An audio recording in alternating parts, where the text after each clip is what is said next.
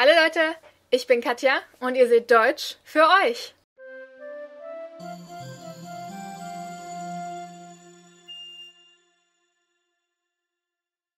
So it's been a while, but I think you will remember that our last unit was on the Passiv. Today I'm going to continue with that by talking about one of the two types of Passiv we have in German, the Vorgangspassiv. I'm going to talk about how it's used and how to form it in all of our tenses. Now, as you may remember, this form of the Passiv is used to describe processes or actions. Now, since we're starting to venture into some pretty complex grammatical concepts, here is a list of other grammatical concepts / videos you will need to at least be aware of to really benefit from this episode. Okay, the Vorgangspassiv is also called the werden Passiv sometimes, and when people just refer to the Passiv without adding Vorgangs or Zustands, normally they're talking about the Vorgangspassiv. It puts an emphasis on an action or process that is currently going on at the time that we are describing with our speech. This is also why we normally leave out the active party, since we're trying to focus on an action and, to a certain extent, the object of that action. However, you can add the active party, which I explained in episode 83, so if you forgot how to do that, click here. So when do we use the Vorgangspassiv? Since, like I said, it puts the emphasis on an action, we normally encounter it when the active party, so the person or a thing that does something, is seen as irrelevant. This happens in manuals of all kinds or instructive texts in general, but also in such instances as when you're reporting on crime or when we don't want to or can't name the active party because we just, don't know who they are or because we want to avoid talking about them. Some quick examples. First, the sugar is added to the butter. Zuerst wird der Zucker der Butter hinzugefügt. The victim was hit with a blunt object. Das Opfer wurde mit einem stumpfen Gegenstand geschlagen. My phone was stolen. Mein Handy wurde gestohlen. The door has been opened. Die Tür wurde geöffnet. The dishes have to be cleaned. Das Geschirr muss gespült werden. So to form the Vorgangspassiv in the presence, we use werden in the appropriate conjugation, plus the Partizip 2 of our meaning verb. If you need a little reminder of what that is, check this out. Now, if there is an accusative object in the active sentence that we are making passive, or the active sentence that we could transform a passive sentence into, then that accusative object stands in the nominative in the passive sentence. An example, we have the active sentence, ich esse den Apfel, so we have den Apfel as our object in the accusative. And when I put that into passive, I get der Apfel, so nominativ, wird von mir or just wird gegessen. Right? So der Apfel is still an object, but is now in the nominative in the passive. Everything else, so for example, dative Objekte, prepositional phrases, or adverbs, all of that stays the same in the passive sentence. So for example, if I had the sentence, ich lese ihm eine Geschichte vor, so I'm reading him a story, I'm telling him a story. No, I'm reading him a story. In the passive, that would become ihm, so still dative, ihm wird eine Geschichte vorgelesen. Or ihm wird von mir eine Geschichte vorgelesen. Right? So everything except the accusative object stays the same in the passive. Except for, of course, again, the active party, which has to be added by using von plus dative. Now, the somewhat more tricky part, and also the reason why I had to split up this whole topic again, and gonna have to come back to it in 2 weeks, is adding tenses into the mix.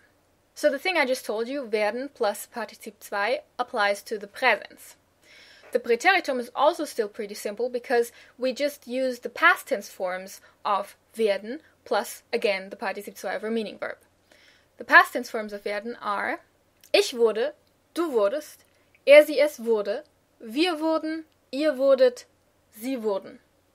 So if we were to put our apple sentence into the past tense, that would be der Apfel wurde gegessen. Right? So wurde instead of wird. It's pretty simple. You just need the forms. The next piece of good news is that these two are also the forms that you will mostly encounter, so hear, and also use in spoken language. Why is that? because they are the most simple forms, and spoken language always goes for the most simple ones. So remember that normally we have perfect in spoken language. That isn't true for most of the time when we're talking about the passive. In the passive, you normally use Präsens for the present and Präteritum for the past tense. However, there are also other forms, and the perfect is where it starts to get interesting. Here we need a tense marker, and for that we use sein. Werden gets transformed into worden, which is almost the Partizip 2 of werden. The Partizip 2 of werden normally is geworden, but for the passive it gets transformed into worden. That's just something we have to accept.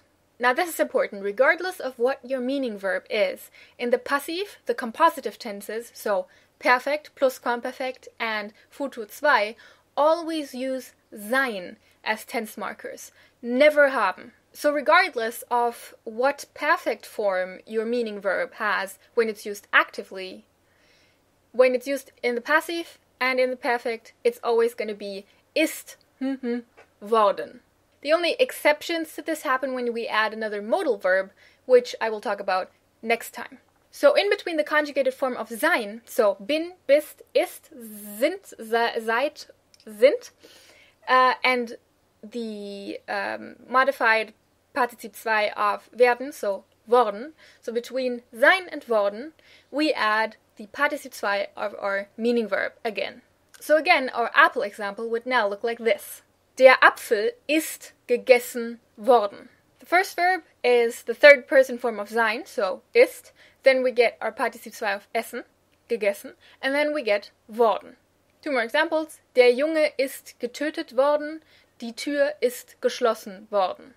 Now the Plusquamperfekt is formed in pretty much the same way, with the small exception that we now use the past tense forms of sein, not the present tense forms. So war, warst, war, waren, wart, waren.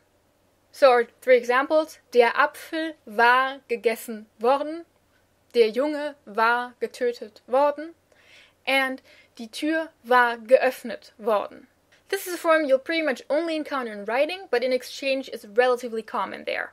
It happens when the story that's being told is being told in the past tense, which is fairly common, and when the teller of the story then wants to point out that something has happened whose source we are not aware of yet, or are supposed to, stay ignorant of, at least for the time being. So that's an example where you could use the passive Plusquamperfekt. Something has happened, and we don't know why yet. So for example, the sentence, die Tür war geöffnet worden, so the door had been opened, could come straight out of a mystery novel, for example. And then our last two tenses are Futur 1 and Futur 2. So for Futur 1, we just double up on werden, meaning that werden is now both part of the passive construction and also our tense marker for the Futur. So we get these sentences. Der Apfel wird gegessen werden. Der Junge wird getötet werden. And die Tür wird geöffnet werden. And for Futur 2, we basically just take everything else and put it all together, so we still keep the tense marker werden, like in Futur 1. Then we have our Partizip 2, and then we have once again worden, like in the perfect and the Plusquamperfekt, and then we add another sein. So we get the sentences, der Apfel wird gegessen worden sein. Der Junge wird getötet worden sein. Die Tür wird geöffnet worden sein. So this is just a formula you're going to have to learn by heart. Once again, the Futur 2 is the rarest of all tenses. I'm not saying you'll never see this. You'll definitely will at some point, but it is not extremely important for you to know this by heart now. The two important ones are the the Präsens and the Präteritum, because those are the two you will hear and read most often, and also those that you will use in spoken language.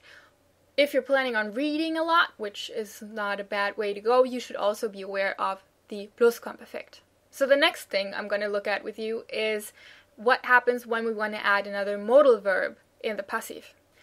You already had a little preview to that with me talking about multiple modal verbs in the perfect. But we're going to see how that works out in the passive. Your random word of the week is die Bratpfanne. Okay, bis nächste Woche. Tschüss!